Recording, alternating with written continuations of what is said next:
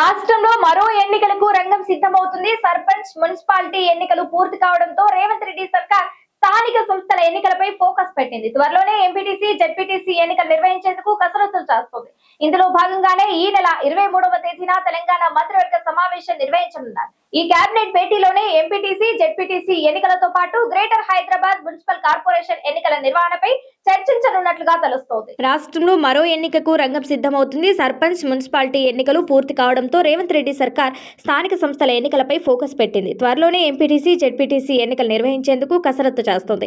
ఇందులో భాగంగానే ఈ నెల 23వ తేదీన తెలంగాణ మంత్రివర్గ సమావేశం నిర్వహించనున్నారు. ఈ కేబినెట్ భేటీలోనే ఎంపీటీసీ, జెడ్పీటీసీ ఎన్నికలతో పాటు గ్రేటర్ హైదరాబాద్ మున్సిపాలిటీ కార్పొరేషన్ ఎన్నికల నిర్వహణపై చర్చించనున్నట్లుగా తెలుస్తోంది. ముఖ్యమంత్రి రేవంత్ రెడ్డి అధ్యక్షతన ఈ నెల 23న తెలంగాణ మంత్రి మండలి సమావేశం కానుంది. ఈ సమావేశంలో పలు కీలక అంశాలపై సీఎం, మంత్రులు చర్చించి కీలక నిర్ణయాలు తీసుకోనున్నట్లుగా సమాచారం.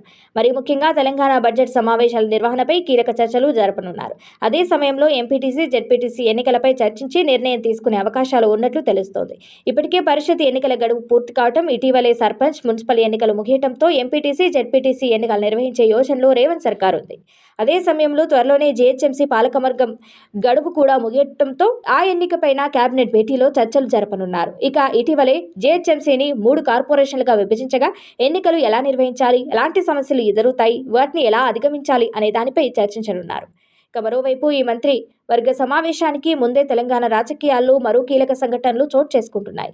ఈ నెల 19వ తేదీన దేశ రాజధాని ఢిల్లీలో విస్తృత స్థాయి సమావేశం నిర్వహించనున్నారు. కాంగ్రెస్ పార్టీ ప్రధాన కార్యాలయమైన ఏఐసీసీ వేదికగా కీలక భేటీ జరగనుంది.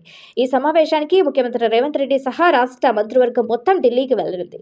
కేబినెట్ భేటీకి ముందు హస్తం పార్టీ అధిష్టానంతో జరగనున్న ఈ భేటీ ఇప్పుడు తెలంగాణ రాజకీయాల్లో ప్రాధాన్యతను సంతరించుకుంది.